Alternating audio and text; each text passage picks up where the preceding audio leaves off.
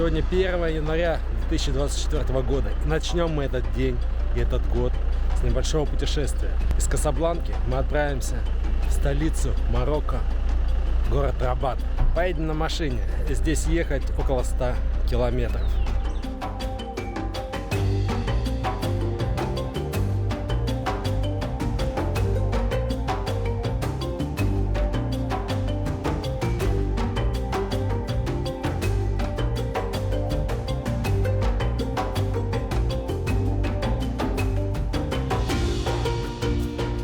На пути у нас лежит городок Мохаммедия.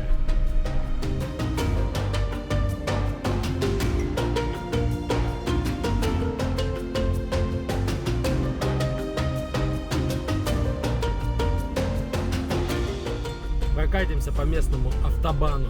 Проезд от Касабланки до Рабата стоит 11 дирхам, $1.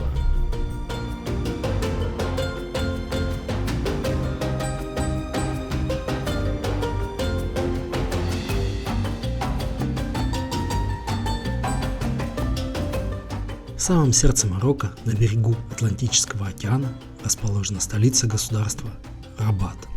Город был основан в далеком 1146 году, что, кстати, делает его на год старше Москвы. А население Рабата составляет всего 548 тысяч человек. Как говорится, мал Рабат городок, да? Старше Москвы на годок. Сразу видно, что въезжаем в столицу. Все вокруг очень чисто и аккуратно. Вы посмотрите, как пострижены здесь деревья.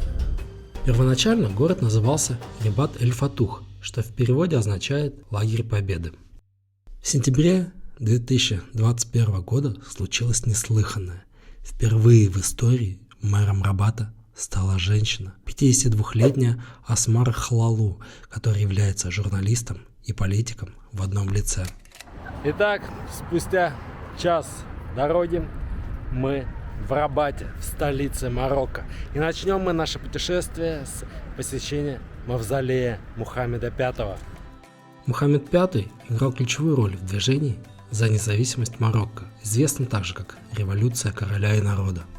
Мухаммед V был возведен на марокканский престол в августе 1912 года после смерти отца, султана Мулай Юсуфа. Вместе с народом Марокко он стремился к освобождению страны от влияния французов, проводя политику национального единства и самоопределения. Его решимость и лидерские качества помогли объединить народ в борьбе за независимость и привели к получению суверенитета. Во время Второй мировой войны Мухаммед V блокировал все попытки фашистов депортировать 250 тысяч марокканских евреев в нацистские лагеря смерти в Европе. В конце 1965 года король Мухаммед V объявил о введении конституционной монархии в Марокко и о своем намерении двигаться по пути демократического государства. Строительство мавзолея началось после смерти Мухаммеда V в 1961 году и длилось 10 лет. Возле каждого входа в мавзолей стоят королевские гвардейцы. Трогать их руками нельзя, но подойти, сфотографироваться можно.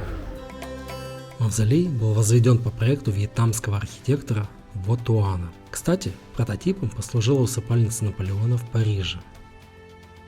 Якуб Аль-Мансур, правитель Марокко, хотел построить самую грандиозную мечеть в мире, чтобы в ней могли одновременно молиться все его войска. Строительство было прекращено после смерти Якуба Аль-Мансура. К этому времени минарет был поднят на 44 метра и было построено 360 колонн, подпиравших крышу. В 1755 году землетрясение разрушило большую часть постройки, оставив только минарет. Вход на территорию свободный, но на ночь ворота закрывают. Напротив мавзолея Мухаммеда V строится вот такая прекрасная современная башня Мухаммеда VI.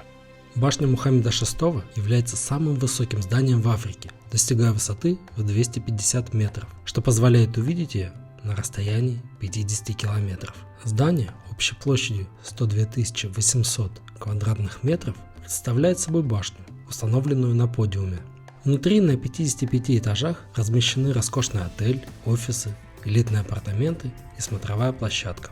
Проект был удостоен награды на конкурсе Каминос Мадрид 2022. Работы по строительству планируют завершить в 2024 году, а открытие запланировано на конец этого же года. Недалеко от башни Мухаммеда VI находится такое необычное современное здание. А это Большой театр Рабата. Изогнутый дизайн сооружения вдохновлен извилистым руслом близлежащей реки, а также эстетикой арабской каллиграфии. Другие элементы заимствованы из исламской архитектуры. Проект обошелся в 120 миллионов евро и включает в себя театр на 1800 мест, амфитеатры под открытым небом на 7000 человек, а также ресторан на 350 персон. В 2023 году, спустя 13 лет после запуска проекта, он так и не открыл свои двери.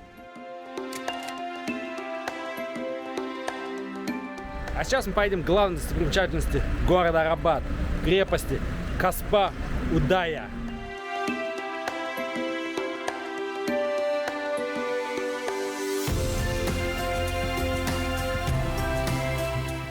Главная улица Джемма ведет к мечети 12 века и завершается смотровой площадкой, с которой открывается вид на Атлантический океан и пригород Рабата, город Сале.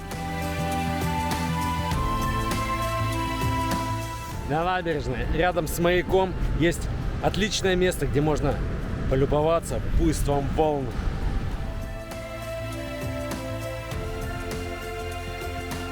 Кстати, в этом году я еще ничего не ел, так что не помешает подкрепиться. По дороге я нашел такой интересный ресторан.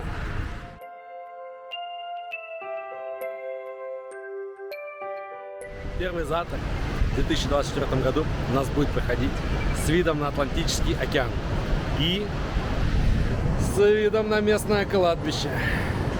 Но я в ту сторону смотреть не буду. Буду сидеть лицом на океан. Готовить здесь просто шикарно. И вышел нам такой завтрак, обед 400 местных дирхам или $40.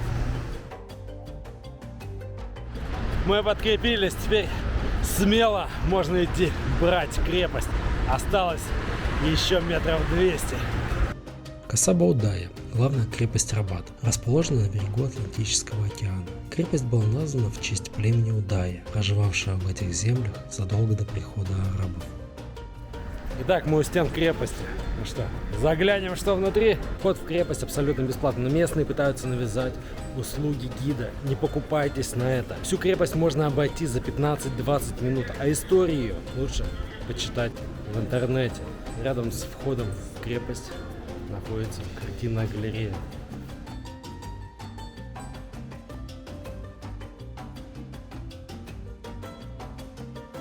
В 1158 году здесь были заложены основы крепости, но ее значение возросло после захвата власти династии Альмахадов, которые использовали этот форт для атак на Андалусию.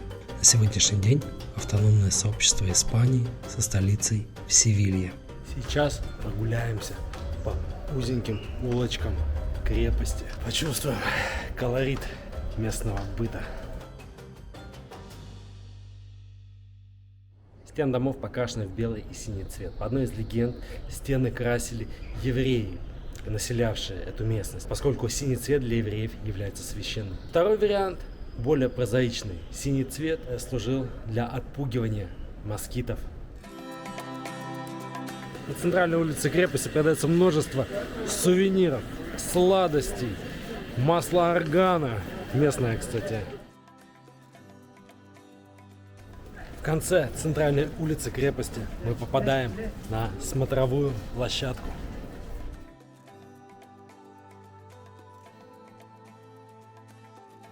В конце 16 века крепость была отстроена династией алауитов, чьи пушки сохранились до наших дней. У крепостных стен находится лагерь серфингистов, так что в Рабате можно не только погулять по крепости и узнать историю этой страны и города, но еще и научиться кататься на серфинге.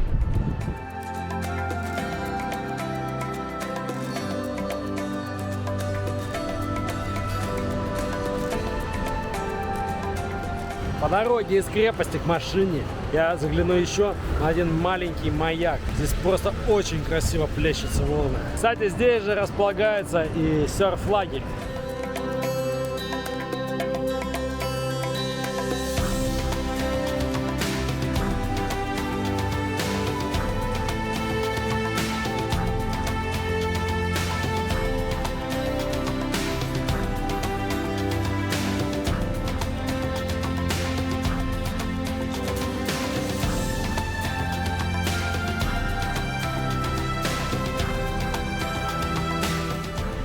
Вот и подошла к концу наша прогулка по столице Марокко, Рабат. Хочу сказать, что это очень красивый, чистый город. Здесь приятно находиться.